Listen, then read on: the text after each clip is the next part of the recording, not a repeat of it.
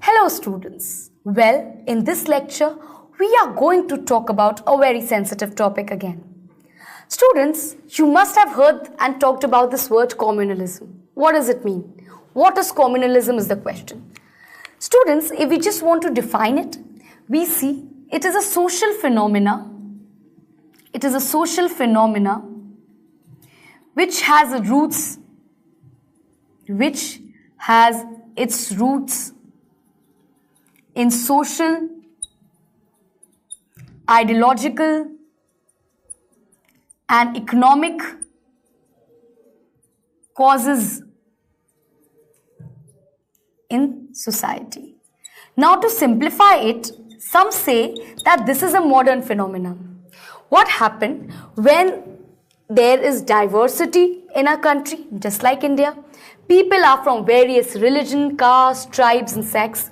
What happened is every particular caste or class wants to gain the best benefit possible from the government.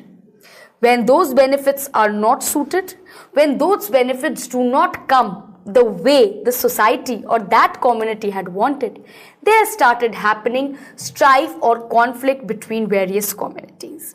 Now, this is just one way of explaining. People have called it to be a modern phenomena. A modern phenomena. Right? Now, society is breeding this germ of communalism. When one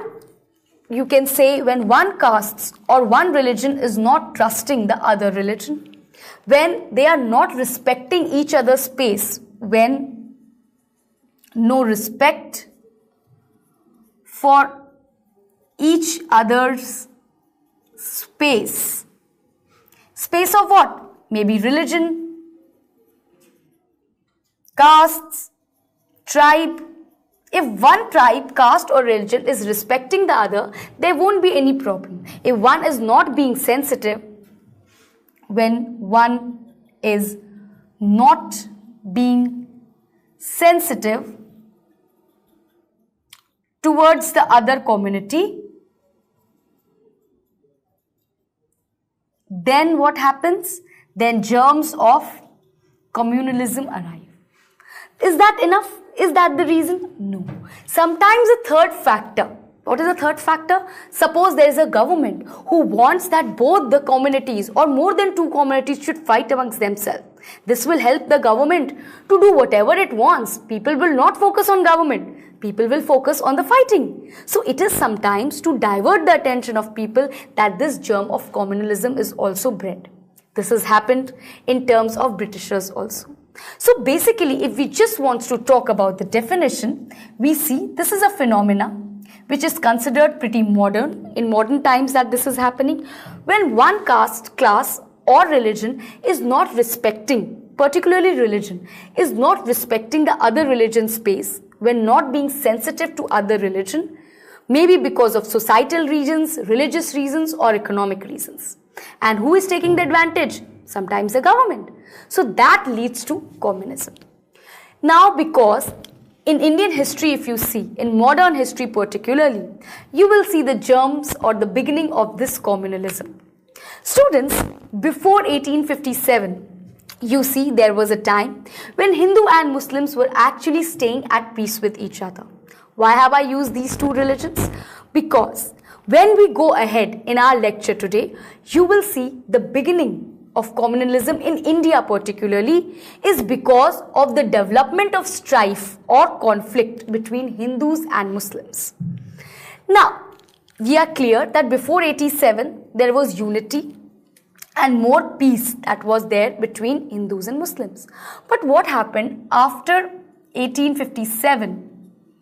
The Britishers started using one community against the other, against another. So they are using Hindus against Muslims and vice versa. Why? I just told you. So that Hindus and Muslims don't stay united. If they stay united, they could have easily thrown away the Britishers long back. But Britishers continued dividing them. So now you see that led to the beginning of communalism.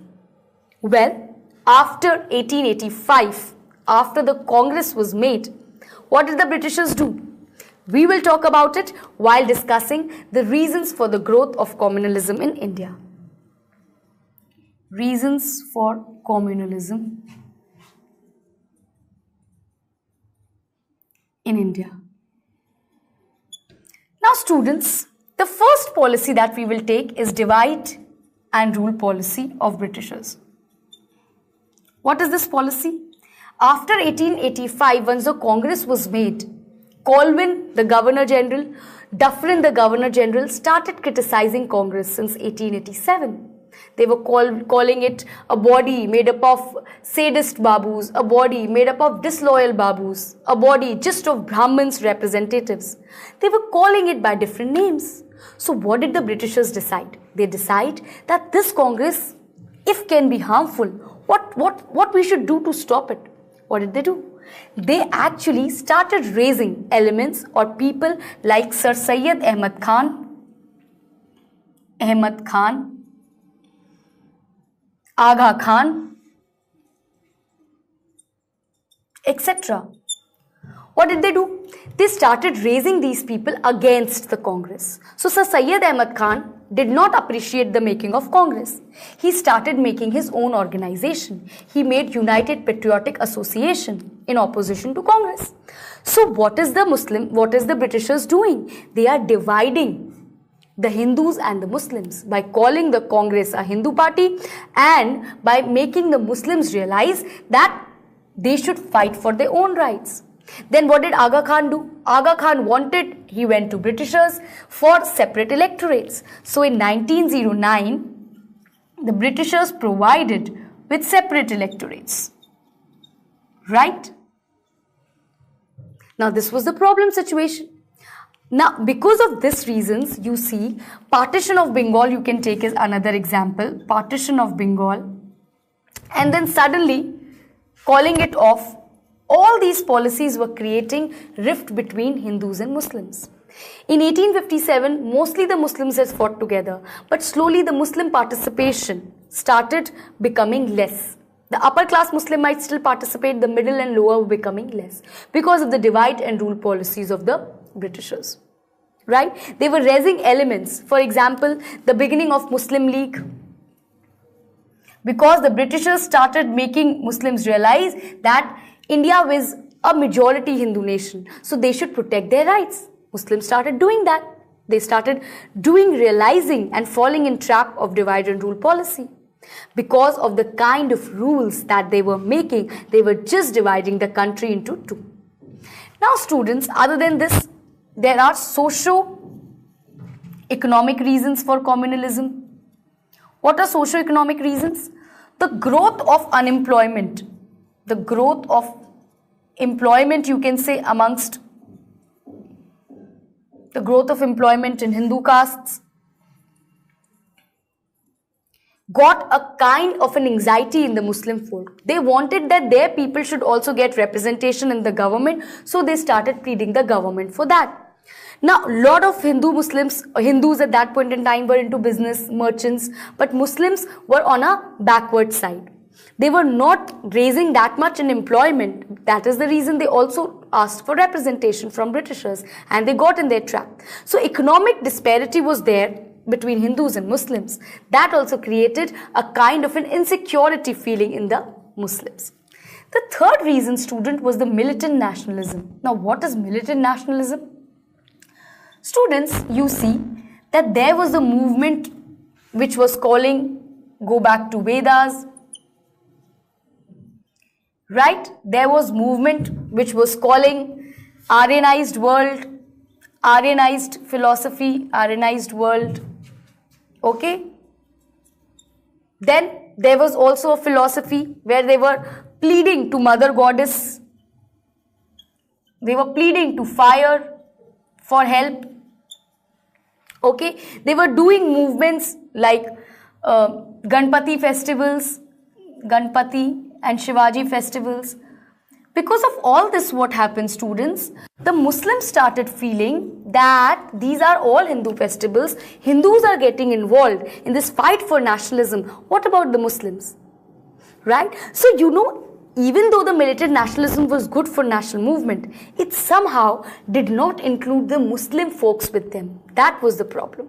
This created a rift between the Hindus and the Muslims. And who took the advantage of it? The Britishers. So this militant nationalism could have been even better if it would have included the Muslims also in their plea for nationalism. That was another insecurity developed by Muslims. Then students, what happened? Then militant nationalism we have seen. We want to see how there were movements, social reforms.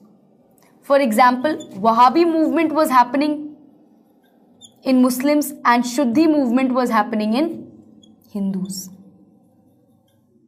Because of these two kind of extreme movements, okay, people started thinking that nationalism is also for these two. Hindus differently and Muslim differently. The creation of rift between Hindus and Muslims because of these reasons. So now you're seeing social reform movements are also like the two extreme. Wahhabi, just wanting Muslims to participate, Muslim representation, Muslims should go for rebellion, Shuddhi, bringing the Hindus together. These religious movements also divided the Hindus and Muslims, creating insecurities and breeding communalism because of religion.